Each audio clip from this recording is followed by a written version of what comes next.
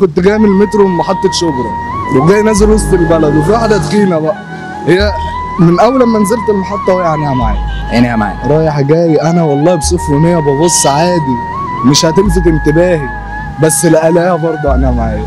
دخلنا المترو طبعا في محطة شبرا الدنيا هادية، فهي قاعدة وأنا قاعد قدامها، فلقيتها بتفتح التليجرام وبتعمل لي كده، عمالة تعمل لي كده بالتليجرام.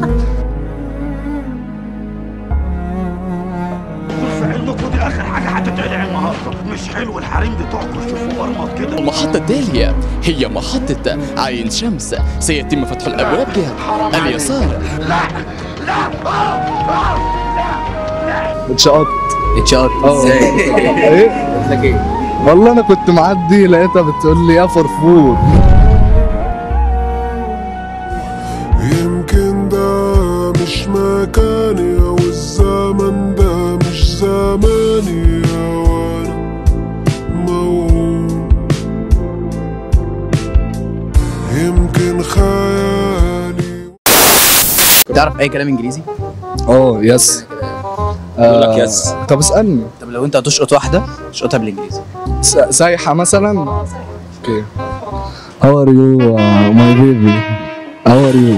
How old are you? And who are you? Where are you from? وانت مين وبنت مين؟ اسهل طريقه شقط لاي واحده سايحه، يعني انت بس تخش عليها كده How are you? How old are you? Where are you from? ارتبطت تاني يا اسطى غير الارتباط اللي انت ارتبطت كتير بس علاقات سطحيه، ما اتعلقتش. يعني اللي بيقرب من حياتي انا بالذوق بالطريقه كده بعرفه ان انا في وضعي ده انا مش مستعد اخد اي خطوه دلوقتي. بس ليه يعني؟ مش مستعد ان انا اللي مثلا يجي يكلمني طب خطوبه طب مش عارف ايه، لا انا بعرفه وفاهمه ان انا مش قد مش جاي معايا سكه ولا هاجي دلوقتي. عندي اخت ما ينفعش. انت كلمني سقف له يا اسطى، سقف له جامد.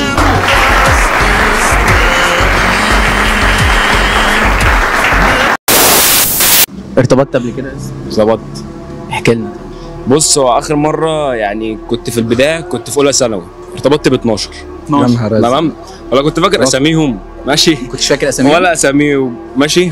ففي مره حصلت ايه، كانوا بيكلموني في التليفون تمام، فالمهم ايه مثلا واحده ترند اقول لها خلاص ايه قشطه شغلنا والدنيا تمام، الثانيه ترند اقول لها طب ايه ثواني ممكن ترن عليا، بعد ما ترن عليا الاقي ايه مطوله في الحوار كده، اقفل مع الثانيه اقول لها طب بقول لك استنى امي معاها حوار كده لحد بقى ايه 12 واحد 12 واحد والله ما كنت فاكر اسم ولا واحده منهم، انا من الوراق. لا انا بالمناسبه في واحده انا كنت عارفها، واول لما عرفتها قالت لي انت اللي هنا وانت اللي هناك وانا ماليش غيرك في الدنيا دي. بعدين انا لقيتها جه عيد ميلادها، قالت لي عيد ميلادي وقالت لي الكلام ده، قلت لها انا هجيلك، انا الدنيا بحالها هتبقى متوقفه ان انت تحضر عيد ميلادي وهيفرق لي. قلت لها خلاص انا بتاعك اليوم ده لازم اجي والكلام ده. وفعلا يا اخويا رحت اشتريت الهديه وجبت احلى هدايا وبتاع وقمت واخد بعض ورايح عيد الميلاد. ابص الاقي في الكافيه 3 كانت عارفاهم، 3 كانت عارفاهم ومرتبطه بيهم قبل كده.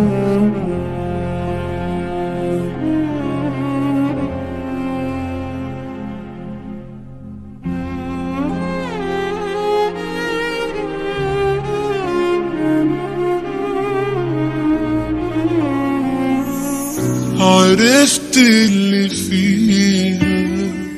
طب 3 حلو، انا جايبان الرابع مثلا اكملهم ولا انت فاهمني؟ لا واللي انا زعلت على اكتر ان انا اديتها الهديه، يعني انا بعد ما شفت ال3 اشخاص دول انا اديتها الهديه، قلت لها خدي حاجات عشنا ليها وخدت بعض بقى ومشيت، يعني حرقت دمي.